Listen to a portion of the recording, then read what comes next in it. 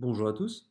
Aujourd'hui, je propose une vidéo courte, quinzaine de minutes, qui a pour but de vous présenter les bases et principes de l'accueil à l'hôpital d'un patient traumatisé grave. Ça n'a pas un but d'être exhaustif, c'est vraiment un tour assez superficiel, mais qui expose les bases et principes importants dans la prise en charge d'un patient traumatisé grave. Tout d'abord, qu'est-ce qu'un patient traumatisé grave? C'est un patient qui aurait subi un traumatisme violent susceptible d'impacter soit son pronostic vital, soit son pronostic fonctionnel.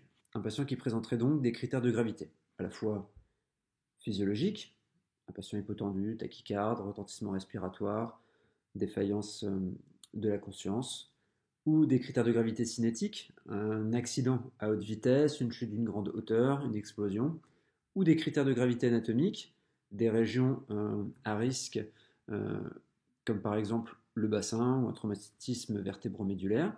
Ça peut aussi être des critères de gravité d'anamnèse. Est-ce que le patient est sous antiagrégant, anticoagulant? Est-ce que c'est une femme enceinte? Ou même des critères de gravité thérapeutique. Est-ce que le patient est réfractaire à un remplissage? À partir de ces critères, ont été établis des classifications, des scores. Le plus connu à l'heure actuelle en France, c'est les critères de Vittel. En parallèle de ça, il est important aussi de poser l'importance de la prise en charge initiale. En effet, lorsqu'on regarde la répartition des décès, 50% des décès surviennent sur les lieux de l'accident, 30% des décès surviennent au cours des 24 premières heures, et donc on a théorisé le concept de la golden hour, c'est-à-dire la première heure est primordiale dans la prise en charge de ces patients-là pour améliorer leur survie. Et donc vous comprenez bien qu'on a un rôle, nous, en tant que médecins, dans cette prise en charge initiale à l'hôpital. Il va falloir faire plein de choses et souvent en même temps. Il va falloir à la fois traiter les détresses vitales, faire un bilan lésionnel complet du patient, mais en même temps aussi poursuivre la réanimation et aussi réussir à hiérarchiser, prioriser nos décisions diagnostiques et thérapeutiques. Et si on est vraiment bon, on arrivera à anticiper sur nos décisions ultérieures. Et tout ça dans un minimum de temps. Si on fait une présentation chronologique de ce qu'il va falloir faire dans la prise en charge, dans l'accueil de ces patients traumatisés graves, on peut commencer par une phase d'anticipation. Vous aurez la possibilité d'avoir des informations la plupart du temps sur les patients qui vont arriver à l'hôpital. Que savons-nous? Quel patient? Quel type d'accident? Quel mécanisme lésionnel?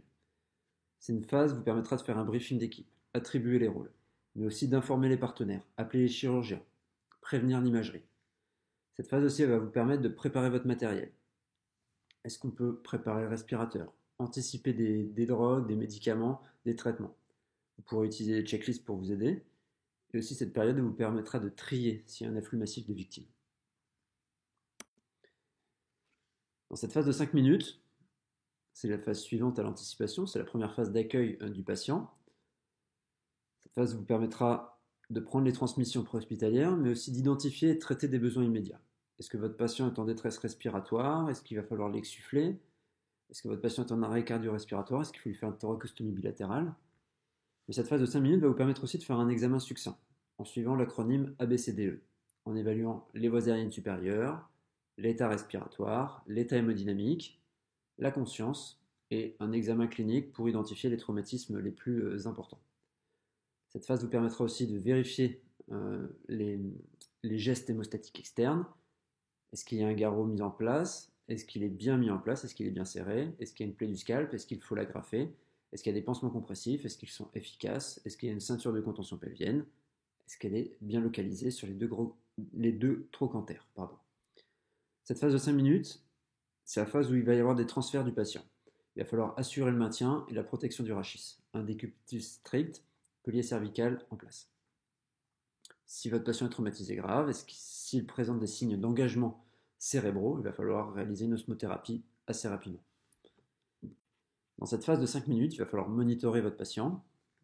Plus classiquement, une saturation percutanée en oxygène, la fréquence cardiaque, la pression non invasive, la fréquence respiratoire, température corporelle, et si votre patient est intubé, la capnographie, le TCO2.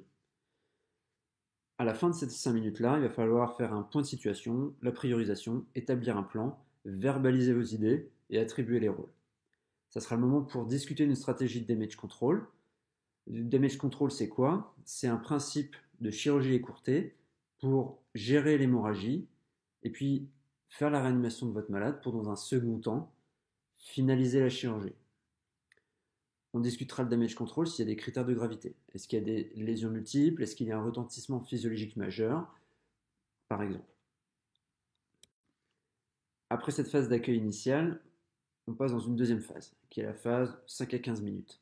Cette phase vous permettra de faire un examen physique un peu plus complet, un examen clinique plus complet, et notamment la face postérieure du corps, qu'on a tendance trop souvent à sous-estimer. Mais aussi faire un examen complet en partant du scalp, en examinant toutes les régions jusqu'au bout du pied, et notamment un examen neurologique un peu plus poussé, et si possible un examen périnéal si on a un traumatisme vertébromédulaire. Les objectifs de réanimation hémodynamique sont la plupart du temps pour tout traumatisé grave, une PS à 80-90 mm de mercure ou PAM à 60-65 mm de mercure. Et si on est dans un contexte de traumatisme crânien, traumatisme vertébromédulaire, on visera une PS strictement supérieure à 110 mm de mercure ou une PAM strictement supérieure à 75 mm de mercure. Il faudra limiter les expansions volémiques et avoir recours aux amines, la noradrénaline, assez rapidement à partir d'un litre de remplissage de cristalloïdes. En parallèle de ça, il va falloir anticiper l'administration assez rapidement des produits sanguins labiles. On est dans la plupart du temps sur un choc hémorragique. Et donc on a aussi des objectifs de réanimation hémostatique. Les objectifs sont TP 40%, taux de fibrinogène supérieur à 1,5 g par litre, taux de plaquettes supérieur à 50 Giga par litre ou 100 Giga par litre si on est chez un patient traumatisé crânien. On pourra déjà prendre des décisions thérapeutiques hémostatiques, l'hexacil, un bolus d'1 gramme puis 1 gramme en IVSE sur 8 heures, déclencher un protocole de transfusion massive en fonction du protocole mis en place localement. Différents types de protocoles de transfusion massive existent. Différents scores pour les mettre en place existent aussi. Ça, c'est assez local dans le choix du protocole. Globalement, on vise un ratio de PFC-CGR entre 1 pour 1 ou 1 pour 2. L'idée aussi est en parallèle de combattre l'hypothermie, penser à l'administration de calcium, soit sous forme de chlorure de calcium ou gluconate de calcium, et ne pas oublier le fibrinogène. Cette deuxième phase de 5 à 15 minutes vous permettra aussi de techniquer votre patient, au moins 2 VVP, gérer les voies aériennes supérieures, intuber votre malade si besoin, mais attention encore une fois, patients qui sont souvent en état de choc, discuter la pose de cathéters veineux centraux, cathéter artériel pour le monitorage de la pression invasive, site fémoral pour vraiment réduire le temps de pause. L'idée c'est vraiment de limiter le temps de pause si vous vous décidez à techniquer vos patients avec des cathéters, et ça se discutera devant des critères de gravité. Ce temps de 5 à 15 minutes vous permettra de faire une imagerie délocalisée. Elle est primordiale. C'est une triade qui associe à la fois une phase échographie étendue, radiographie du thorax de face et radiographie du bassin. Elle vous permettra déjà d'identifier des sources potentielles d'hémorragie. Dans cette phase de 5 à 15 minutes, on fera aussi un premier bilan biologique. Ce qui est primordial dans le bilan biologique, c'est d'avoir un groupe sanguin et des rails, donc la recherche d'agglutinine irrégulière, tout ça avant de déclencher la transfusion massive, tout ça avant de passer les premiers culots, parce qu'une fois que vous aurez remplacé toute la volémie de votre patient, ce sera compliqué d'avoir son groupe sanguin. On recherchera d'autres paramètres biologiques, une NFS, gaz du sang. Souvent dans les scores de transfusion massive, on a besoin de gaz du sang avec le lactate. Un bilan de coagulation, INRTP, fibrinogène, un ionogramme qu'on pourra compléter avec une calcémie, myoglobinémie, taux de CPK, un bilan hépatique, troponinémie, et puis si nous avons une femme en âge de procréer, la recherche de bêta-HCG. D'autres éléments de prise en charge peuvent être déjà réalisés avant les 15 minutes. La perfusion d'antibiotiques si on est dans un contexte de traumatisme ouvert, l'alignement, la réduction de déformation de membres en urgence, l'analgésie si votre patient n'est pas sédaté, kétamine, morphine, plus ou moins entretenu par une sédation. Cette phase-là vous permettra aussi de réaliser l'intubation retrachéale, comme je vous l'ai dit. Attention, il va falloir anticiper une intubation difficile. Donc, préparer un vidéolaryngoscope, systématiquement utiliser un mandrin. On est la plupart du temps dans un contexte de suspicion de traumatisme cervical. Donc on fera une stabilisation manuelle en ligne du rachis, une ouverture du collier, une intubation à 4 mains et une induction en séquence rapide. Attention au retentissement hémodynamique, encore une fois. On suivra l'algorithme d'intubation difficile de la SFAR au décours si besoin. Et je rappelle aussi, monitorage de la capnographie, le TCO2 doit être mis en place. Cette phase vous permettra, si on est dans le contexte d'un traumatisme crânien, de limiter les agressions cérébrales secondaires. C'est aussi primordial dans la réanimation du traumatisme traumatisé crânien. On passe à une phase suivante, à partir de 15 minutes. Quel est l'objectif? L'objectif, c'est de faire des réévaluations répétées. Réévaluation répétée. Est-ce qu'on contrôle les détresses? Est-ce qu'on contrôle l'hémorragie de notre malade? Et à la fin, est-ce qu'on arrive à le stabiliser ou est-ce que notre patient reste instable? Car l'idée, c'est qu'à 15 minutes, on essaye de s'orienter le plus possible pour avoir un bilan lésionnel complet, pour aller au scanner corps entier. Donc ça peut être soit la densitométrie classique qu'on connaît en France, image de gauche, soit on a la chance d'avoir un D-choc hybride avec un scanner déjà présent au D-choc sur un rail. Pour l'instant, il n'y en a pas vraiment en France. Peut-être qu'un jour, on connaîtra ça. Donc si je résume à 15 minutes, comment ça s'organise? On a pris en charge notre patient en déchocage, on a fait notre imagerie délocalisée. Je rappelle la triade fast échographie, radio du thorax, radio du bassin, qui nous permet déjà de nous organiser sur d'où provient l'hémorragie, quel acte thérapeutique rapide on peut réaliser, et puis enfin, est-ce que notre patient est stabilisé ou instable? S'il est stabilisé, c'est assez simple, on peut aller sereinement réaliser un scanner corps entier injecté qui nous permettra d'identifier un saignement actif. Si le patient reste instable, mais qu'on a un point d'appel identifié par notre triade d'imagerie délocalisée, fast écho, radio du thorax, radio du bassin, le premier temps sera de contrôler l'hémorragie, faire une chirurgie de damage control, puis dans un second temps de réaliser le scanner corps entier une fois que le patient a son hémorragie active contrôlée. Donc quels peuvent être les gestes réalisés dans le cadre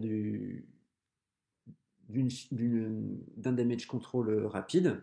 Si on a un traumatisme du thoracique, qu'on suspecte un pneumothorax compressif avec un retentissement respiratoire et ou hémodynamique, il va falloir vraiment discuter rapidement le drainage pleural et ou la réalisation d'une thoracostomie.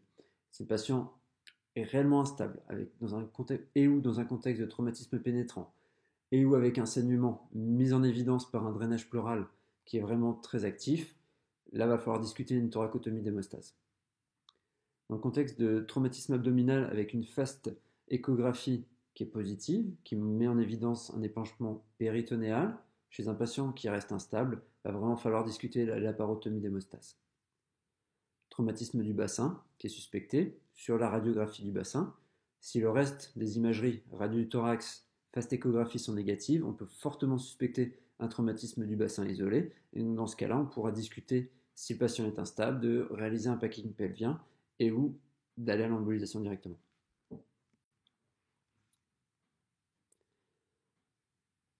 Une fois notre bilan lésionnel obtenu, on pourra prioriser les chirurgies en fonction des sources hémorragiques. Si notre patient est traumatisé crânien grave, cette phase nous permettra aussi de vérifier s'il y a une atteinte des troncs supraortiques. Il va être important de garder ça en tête. Discuter la pose d'un capteur de pression intracrânienne, plus ou moins de PTiO2, qui nous permettra de faire une réanimation adéquate de notre patient. Je rappelle, pas de prévention anticomiciale systématique dans ce contexte, et puis surtout maintenir une sédation adaptée, associée à la limite des agressions cérébrales secondaires.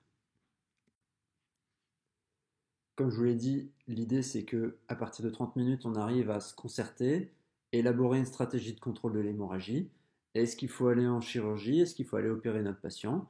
Est-ce qu'il faut plutôt aller en radiologie interventionnelle, faire une embolisation?